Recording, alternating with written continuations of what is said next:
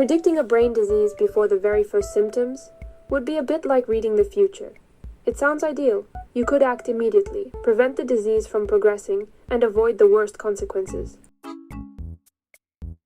That's exactly what many researchers are aiming for by searching for biomarkers. Biomarkers are measurable signs in the body or brain that sometimes appear before a disease develops, and that can be used to predict or track its course. We would love biomarkers to be obvious, like warning lights on a car dashboard. But in reality, they're subtle, hard to detect, and the tools we use to measure them are not always reliable. My name is Louise. I'm a master's student in neuroscience, and in this video I'll present a study conducted by researchers from Duke University and their collaborators at the University of Otago and King's College London, where they tested the reliability of one of the most widely used tools in neuroscience, task-based functional MRI, also called fMRI. MRI stands for magnetic resonance imaging. fMRI measures brain activity by detecting changes in blood oxygenation.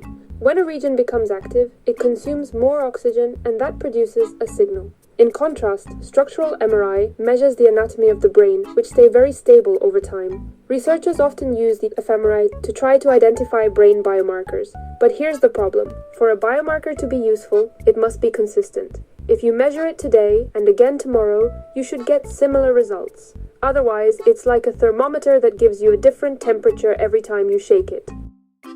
It's impossible to trust. So, the big question is, are task-based fMRI measures reliable enough to serve as biomarkers?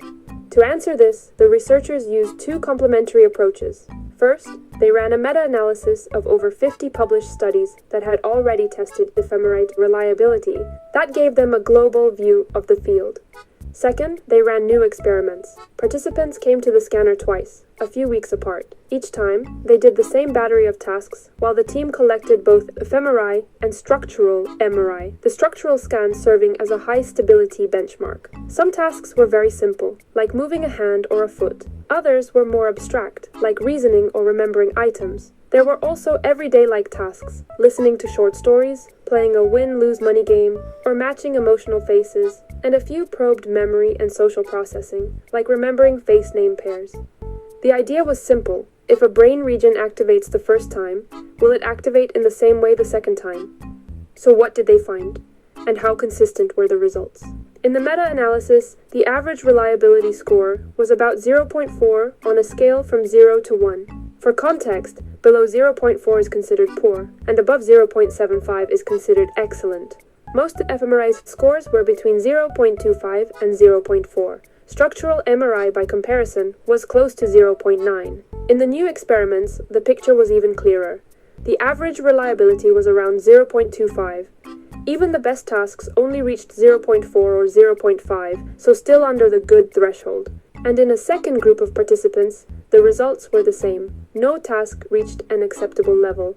Of course, we expect some differences between the first and second sessions. People get used to the scanner, they might anticipate the stimuli, but even then, the brain activations should have remained broadly consistent. Here, they didn't. The activation maps of the same person on 2 different days overlapped very poorly. By contrast, structural measures like cortical thickness or brain volume were extremely reliable, above 0.9. But here's an important distinction. At the group level, task fMRI actually works very well. For instance, showing emotional faces reliably activates the amygdala on average across participants.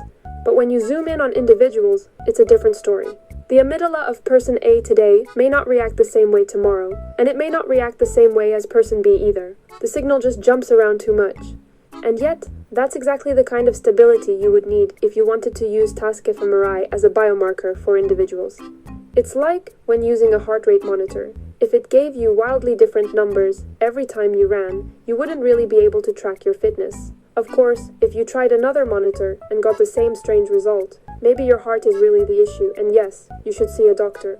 The problem with task fMRI is that we can't tell. Is it the brain that's truly changing, or just the tool giving us noisy, unreliable numbers?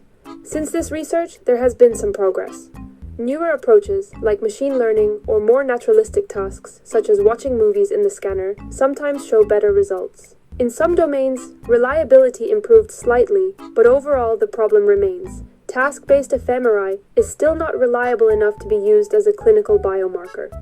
The takeaway of this study is clear. Before pouring massive resources into biomarker research, we need to be sure our measurement tools are solid. Otherwise, we risk building huge projects on weak foundations, wasting time and money that could have been used to make real progress. In neuroscience, that foundation seems to be reliability, clear protocols, solid and reproducible measures. It might not be the most glamorous part of science, but it's certainly one of the most essential. Without it, we're building castles on sand. With it, we give ourselves a real chance, not just to predict, but to prevent.